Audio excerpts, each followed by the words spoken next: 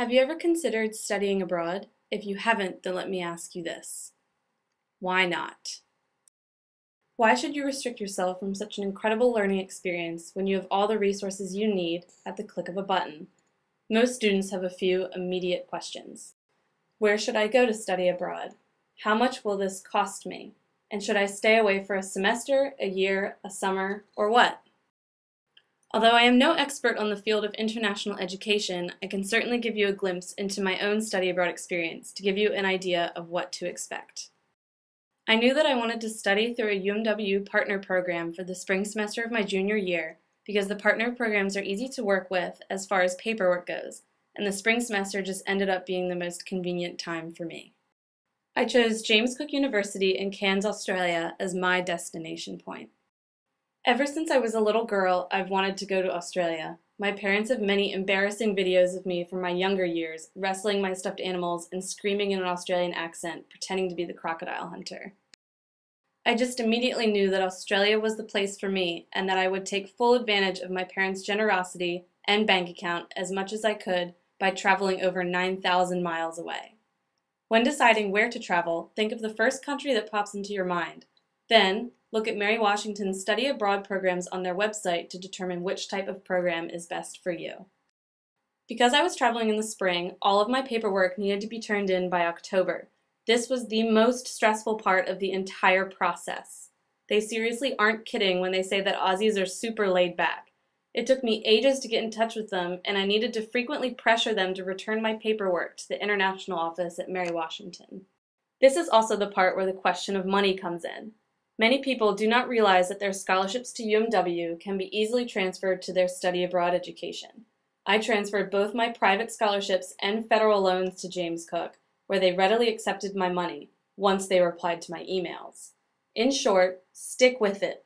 Paperwork can always be a drag, but don't give up. Just picture yourself gazing down on the ocean from that castle in Scotland, or walking on the Great Wall in China, or taking pictures of the pyramids in Egypt, and force yourself to get it done. Then came the time to arrange my travel. I'm lucky enough to have a father with 1,000,000,000,000,000 frequent flyer miles.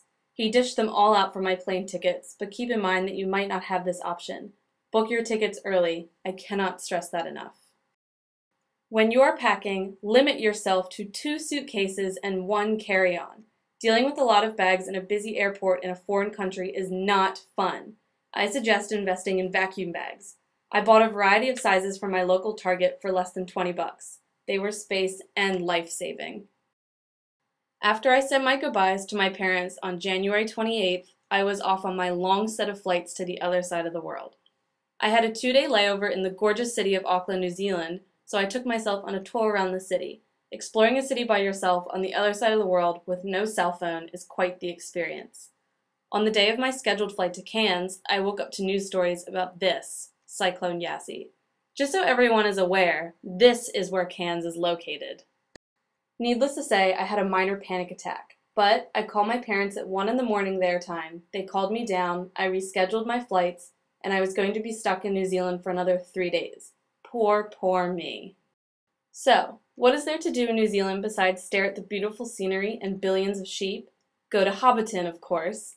I had to sign a form saying that I wouldn't post any pictures of Hobbiton anywhere on the internet or any form of published media because it's a working movie set and Peter Jackson would sue me if I did. So, here's a picture of me in front of Bag End in the Shire. My time spent in New Zealand was incredible, but I was ready for Australia.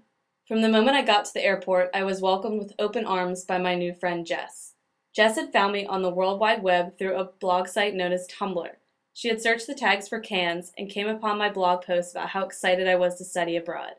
We added each other on Facebook, started chatting, and she even picked me up from the airport. If you ever find yourself in a similar situation, please make sure that you confirm, like I did, that the other person isn't actually a major creeper. Jess made me feel right at home. She helped me move into my new apartment, introduced me to all of her friends, took me out for my first drink, and took me to the local zoo. I even met this cutie, my boyfriend, through her. James Cook is a really amazing university. The students are great, the faculty is wonderful, and the campus is gorgeous. I even went on a 2-day field trip into the rainforest for one of my classes. Let's not forget to mention that this is what the beach looks like that's less than a minute bus ride from campus. I went on numerous adventure trips through James Cook to familiarize myself with the beautiful scenery of Cairns.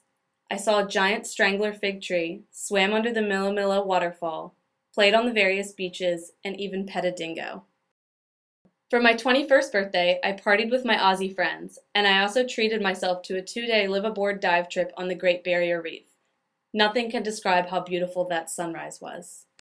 The following weekend, I experienced my first music festival in Townsville, a city 4 hours driving south of Cairns and also home to the larger campus of James Cook.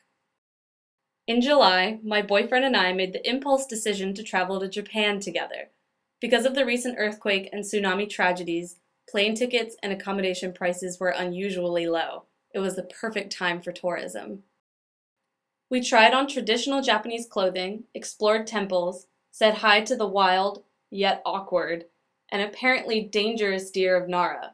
We wandered around the temple featured in the movie Memoirs of a Geisha, refused to try the Japanese toilets, rode around in this guy's cart in Kyoto and were amazed by his strength, took the bullet train to Tokyo, ate the most delicious treats, walked by the weirdest stores in Tokyo, and we even went to Disneyland. Needless to say, it was one of the greatest vacations of my entire life and was only a 7-hour plane ride away from Cairns. My mother was so jealous of all the fun I was having, so she decided to come visit me for 3 weeks. We met up in Sydney and stayed there for a few days, then took a road trip from Brisbane all the way up the Queensland coast and back to Cairns.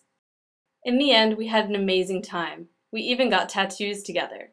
Leaving Australia sucked. I had made such good friends, I had fallen in love, and I wasn't ready to come back to America. I even ended up falling asleep in the airport.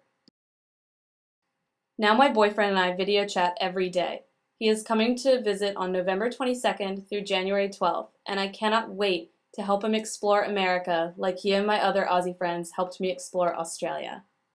So, in conclusion, when thinking about studying abroad, really ask yourself why not? What have you got to lose?